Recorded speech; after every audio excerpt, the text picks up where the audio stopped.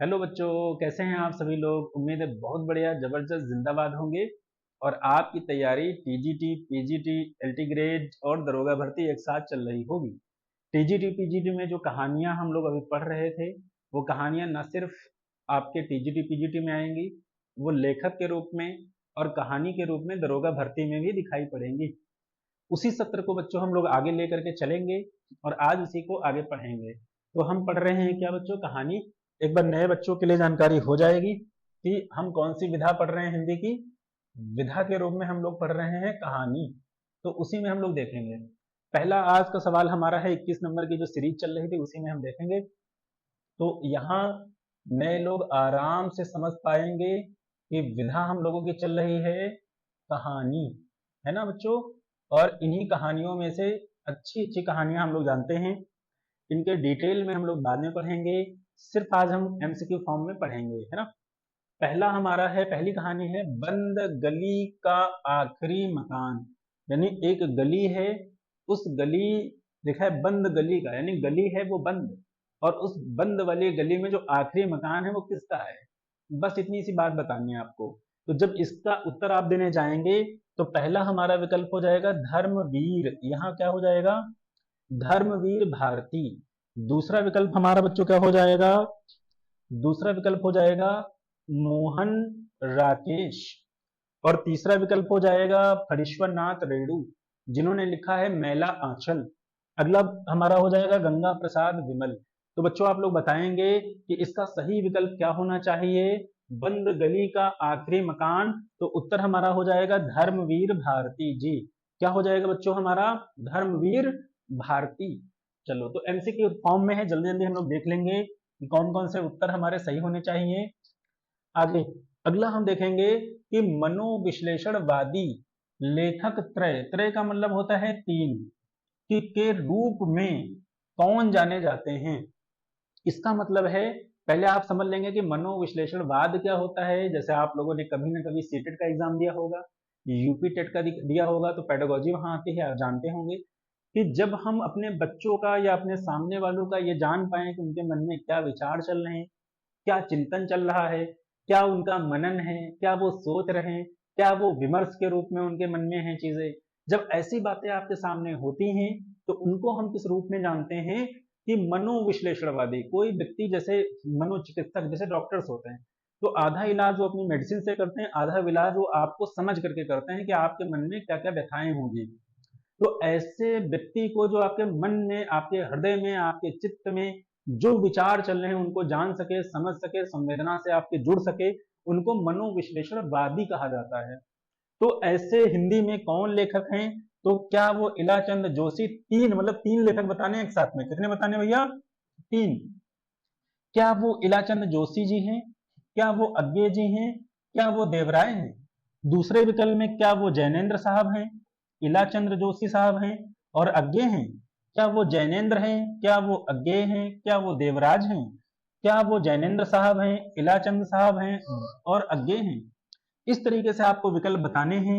और उम्मीद है कि अगर आप अपने टीजीटी पीजीटी और दरोगा भर्ती में लेखक और उनके बारे में अगर आप तैयारी कर रहे होंगे तो आपने तैयारी सीख ली होगी, है ना बच्चों।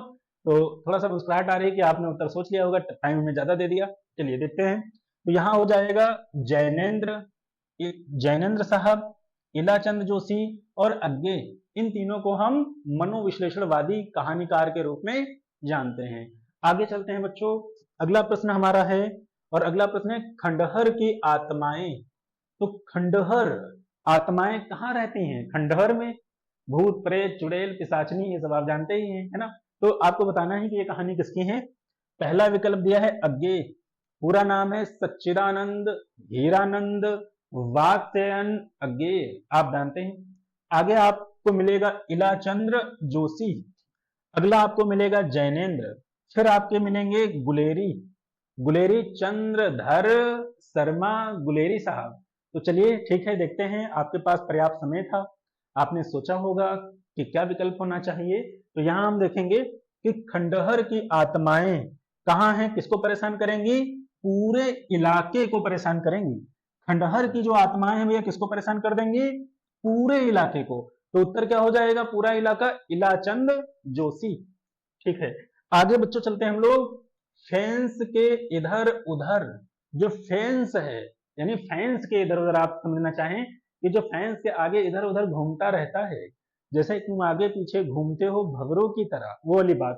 तो यहां विकल्प क्या मिलेगा? पहला अखिलेश, दूसरा मिलेगा ज्ञान रंजन, तीसरा मिलेगा कौशिक, और चौथा मिलेगा आंचलिक उपन्यासकार फणीश्वर नाथ रेणु साहब, है ना। तो इनके बारे में आप उत्तर देखोगे तो फेंस के इधर उधर की बात जब आप करेंगे तो उत्तर आपको दिखाई देगा कि जो फेंस हैं आपके, यानी फेंस लिखा हुआ है, लेकिन समझने के लिए हम जानेंगे कि जो फेंस हैं आपके, फैंस आपके खूब खुश तब रहेंगे, आपके आगे पीछे घूमेंगे जब आप उनका करेंगे मनोरंजन। लिखा है ज्ञान रंजन, लेकिन याद क्या रखना है आपको? मनोरंजन। तो उत्तर क्या हो जाएगा कि फैंस तब खुश होंगे कि जब आप उनका करेंगे मनोरंजन, अर्थात फैंस के इधर उधर किसकी कहानी है, किसकी रचना है? तो आप बताओगे ज्ञान रंजन। आगे बच्चों चलते हैं। अगला प्रश्न है हार की जीत। इसके बारे में पूरी बात आपको बता दी जाएगी थोड़ी सी, कि यहाँ पर आप पढ़ते हैं बाबा भारती को, और बाबा भारती के बारे में आप जानते हैं कि वहां पर एक डाकू होंगे और वो चोरी से और बहानेबाजी से और थोड़ा सा फरेब करके वो बाबा भारती का घोड़ा लेकर के जाते हैं, अपने आप को अपाहिज बताते हैं और बताते हैं कि हम थोड़ा सा उस तरीके की अवस्था में हैं कि हम पैदल नहीं चल सकते हैं, कृपया आप हमें घोड़े पे बैठा करके और थोड़ी दूर तक छोड़ दीजिए। बाद में वो घोड़ा हथिया लेते हैं, लेकिन बाबा भारती उनको संदेश देते हैं, बुलाते हैं, दोबारा पुकारते हैं और कहते हैं बच्चा ये बात आप दूसरे लोगों को न बता देना, क्योंकि जैसे ही पता चल जाएगा कि लोगों ने एक असहाय स्थिति को दिखा करके और किसी के साथ छल किया, तो लोग भरोसा नहीं करेंगे और कई सारे जो असहाय लोग हैं, जो निर्धन लोग हैं, लोग उनकी सहायता फिर करना बंद कर देंगे। तो बाबा भारती की कहानी इसमें है। तो किसने लिखा है? बद्रीनाथ भट्ट जी ने, उदय प्रकाश जी ने, जयशंकर प्रसाद छायावाद के में आप पढ़ते हैं इनको, फिर आप देखते हैं संजीव। तो उत्तर क्या होना चाहिए? आप लोगों ने पूरी तरीके से सोच भी लिया होगा, समझ भी लिया होगा और टिक भी कर दिया होगा। चलिए देखते हैं, तो इसका उत्तर हो जाएगा बद्रीनाथ भट्ट साहब। अगला, वापसी किसकी कहानी है? वापसी का मतलब है आप कहीं पर गए और जा करके क्या हो गए? वापस आ गए। तो पहला विकल्प हम बच्चों पढ़ेंगे आपके लिए, प्रभा खेतान जी, दूसरा चित्रा मुदगल जी, अगला ऊषा प्रियमवदा जी, अगला कृष्णा सोबती जी। सभी की सभी हमारी हिंदी की कवित्री हैं और बहुत महान कवित्री हैं। तो इनके बारे में आप जानकारी करेंगे। वापसी किसकी रचना है? तो उम्मीद है बच्चों कि आप बहुत जल्दी से पिक कर पा रहे होंगे, तभी आपके बहुत ज्यादा नंबर आने वाले हैं परीक्षा हाल में। तो देखेंगे, तो वापसी किसने लिखी है? ऊषा प्रियमवदा जी ने। किसने लिखी है? ऊषा प्रियमवदा। आगे बच्चों चलते हैं। अगला हमारा है गोमा हस्ती है। कौन हस्ती हैं? गोमा हस्ती हैं। चलिए बच्चों जल्दी से आप लोग बताएंगे सोच करके कि गोमा हस्ती हैं किसकी है ना। जल्दी से बताइए, गोमा हस्ती हैं, जल्दी से बताइए। ठीक है बच्चों, तो यहां पर आपका विकल्प क्या हो जाएगा?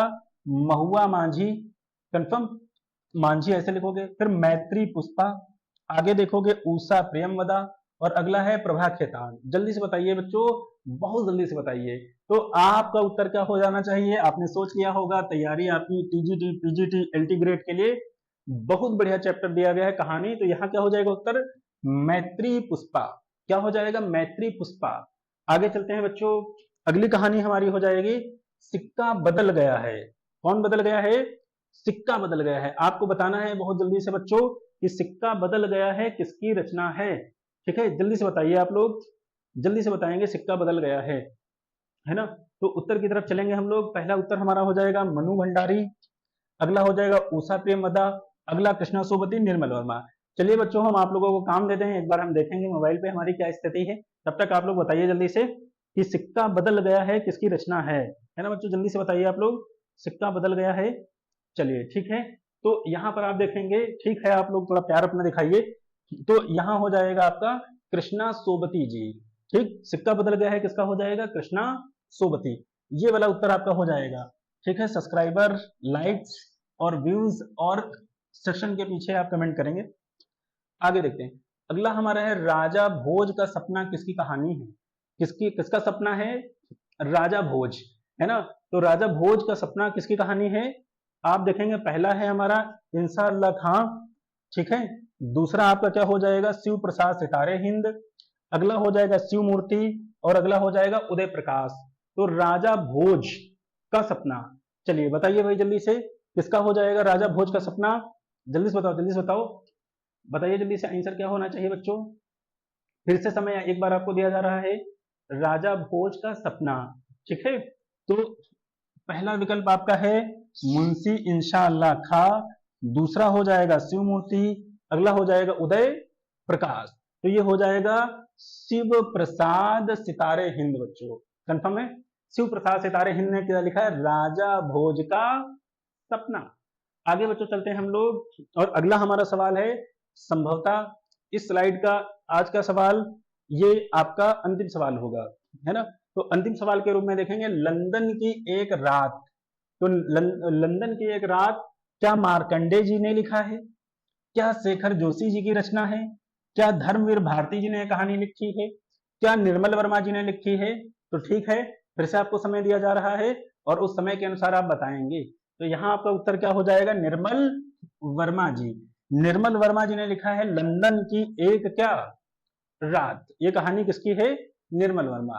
तो ठीक है बच्चों, बहुत कम समय में हम लोगों ने अपनी कहानियां पढ़ ली हैं। मिलते हैं नेक्स्ट सेशन में, तब तक के लिए आप समर्थन करिए, सहयोग करिए, सब्सक्राइबर कराइए और लाइक्स बढ़वाइए, एक दूसरे को शेयर करिए। ठीक है बच्चों, धन्यवाद।